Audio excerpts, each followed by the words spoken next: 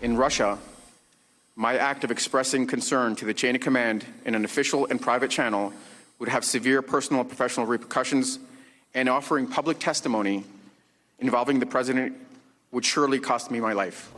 That was Lieutenant Colonel Alexander Vindman testifying earlier this week on Capitol Hill. Our next guest says he is keeping a close eye out to make sure the Army officer does not suffer retaliation from testifying in the House impeachment hearing. Joining us now is Chairman of the House Armed Services Committee, Congressman Adam Smith of Washington. Chairman, thanks for being with us this morning. We appreciate it. What are your concerns for Lieutenant Colonel Vindman? We've heard that the Army is looking at potentially moving him to an Army base to make sure that he and his family are safe.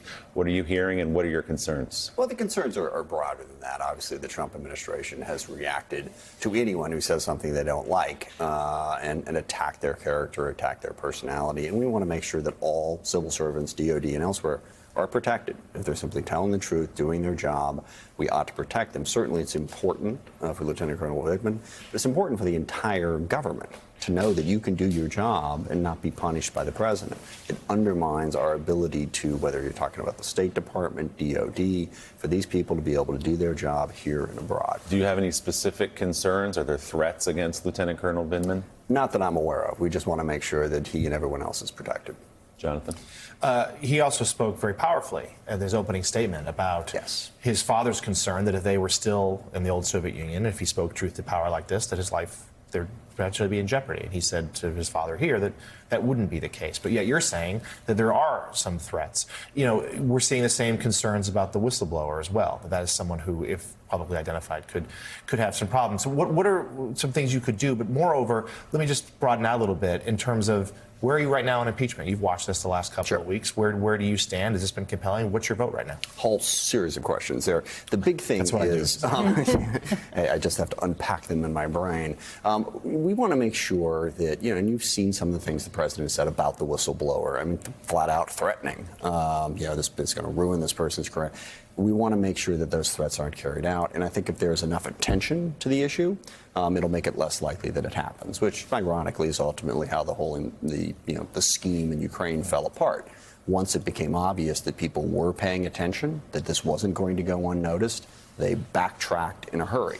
And that's what happened here. Basically, what I'm watching, the most discouraging thing for me is, as you were saying, there's no question what happened here. I work with Jim Jordan. I get along with him. I don't know what the hell he's doing. Okay, you know, he's sticking to this narrative that is obviously untrue. The president tried to leverage Ukraine to do an investigation on Hillary Clinton, the whole CrowdStrike thing, and on Joe and Hunter Biden by pressuring Ukraine. That's what Rudy Giuliani was doing there. There is no question what happened. We should move on to the discussion of how do we make sure it doesn't keep happening, and how do we hold the president accountable for that.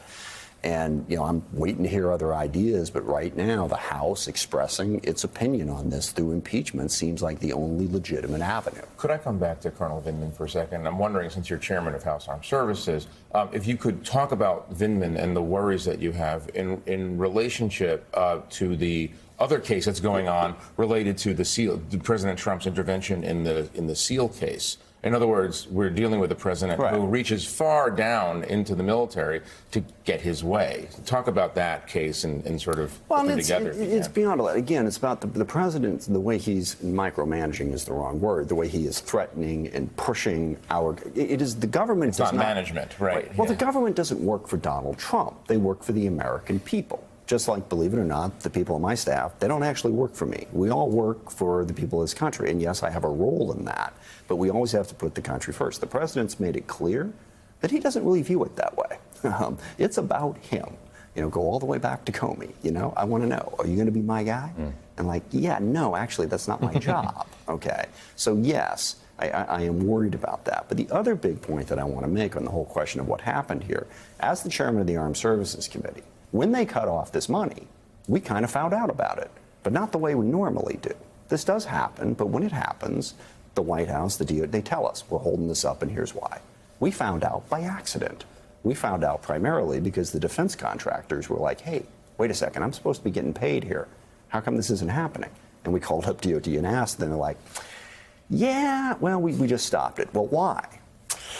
Can't really tell you that, which led to this whole effort to go, and eventually people found out why. They found out because it was the president's personal decision, and here was why. Do you remember when that was, Chairman, when you were first said, hey, why is that money being held up? It was sometime around the July into early August timeframe, and then a very aggressive lobbying campaign started to free up that money. And so the reason ultimately in September he released it was really twofold. One was, yes, the whistleblower was coming out, they knew it was public, but also the pressure was mounting. There's collateral damage here, Mr. President. You may be thinking you're playing your own little sideshow here, but there's a lot of Ukrainian lobbyists, there's a lot of defense companies that are counting on selling these weapons. They're not happy, and they're not going to sit quietly by. You're not going to be able to do this without people noticing. Congressman, as the head of the Armed Services Committee, yes, Ukraine was right there, and we've been talking about it a lot, but there's a lot of other things that you oversee. You think? And your relationship Yes. with the White House is critical Yeah. in addressing those things. What is the relationship now with the White House? Are you able to move things? Are there things that you are concerned about today, other than Ukraine, that are not happening and we should, as the public, be very aware of? Well, here's the odd thing. I get along quite well with the White House, which may sound odd given my current position. But, you know, there are quite a few people at the White House who are very much trying to do their job. And we have kind of agreed that whatever else is going on over here, we have got to find a way to keep functioning as a country. Right now, we are just this close to passing the National Defense Authorizing Act, the defense bill. And I've worked very closely with the White House. I try not to get engaged in the whole personality thing. I was at the meeting when the Speaker and the President sort of went at each other and they all stormed out. Just bizarre experience. But I stayed and General Milley, Chairman of the Joint Chiefs of Staff, was there. Mark Esper was there. And we really wanted, that was about Syria and what was going on there. And that's sort of the way I approach it. You know, we do this, but we have to do our job. And I will look everywhere to find someone at the White House who will work with me. And I've found them. And there are quite a few people over there, and we are working together even as all this other stuff goes on. That's reassuring. You said a minute ago, Congressman, you know Jim Jordan, you've worked with him, you don't know what the hell he's doing, to use your words. But most people know what the hell he's doing, to use your words, which is protecting the president. So you know these guys better than we do, obviously. In private conversations or when you all get together, are they being as dishonest as it seems they're being? In other words, they hear the evidence. They're smart men and women. Yeah. They know what happened, and yet they're going a different direction. What's in it for them? Why are they doing this? First of all, I really want to emphasize, I think it's incredibly important that you work with people. And I've been in politics for a long time. And I've seen all manner of different personalities. And I always stick to the fact that we got to work together. And as I like to put it, I'm not a monument to justice. I'm not trying to figure out whether or not this is a perfect person. This is who I have to work with. So we're going to find a way to get along and do that.